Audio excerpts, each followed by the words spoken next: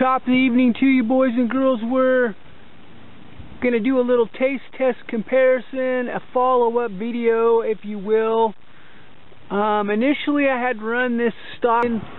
My saw has probably about 450,000 boards that it cut, and probably a dump truck load of sawdust with all the saw testing that saw's been involved with. So it's got a pretty decent amount of run time, way past the point of being broken in. They're both fully Amtronic saws. This is an early version of the porting process with the 462 in mind, since I picked that thing up in November of 2017.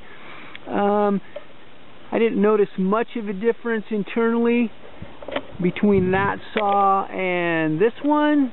I'm curious to see how this one does, since it's brand new and we just kind of got it rolling. 30-inch Oregon lightweight bar. There's no part number for that bar. That's something I conjured up.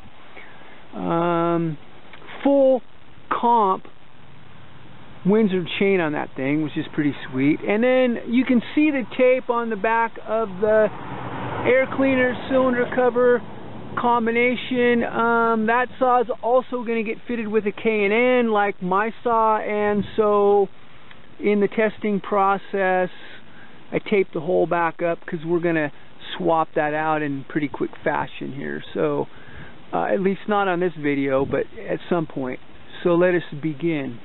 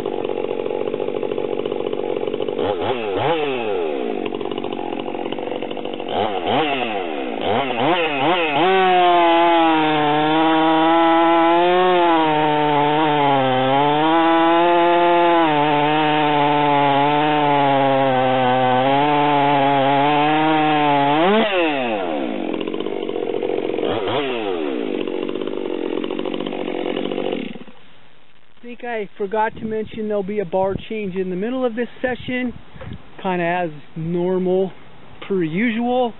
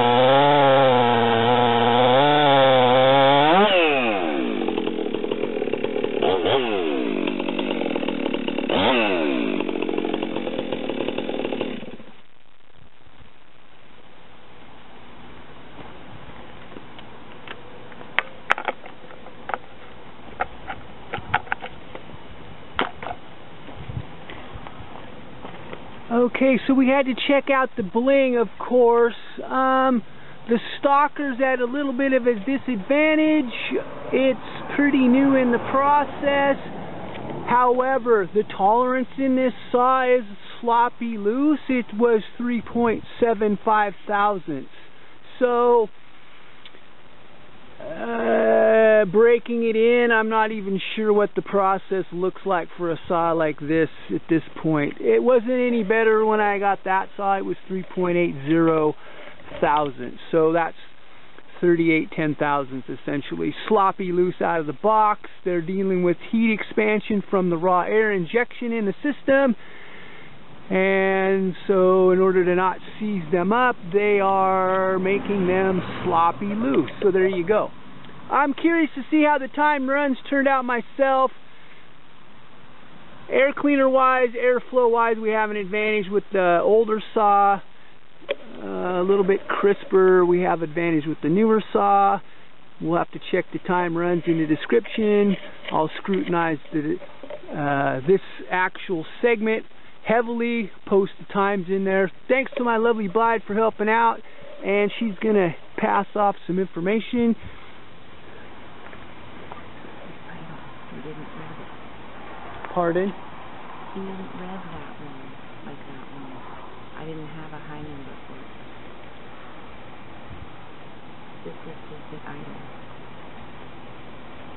Well, that's consistent though. Okay. That 13.6 number right there, it's the electronic system pretty much. They're all like that.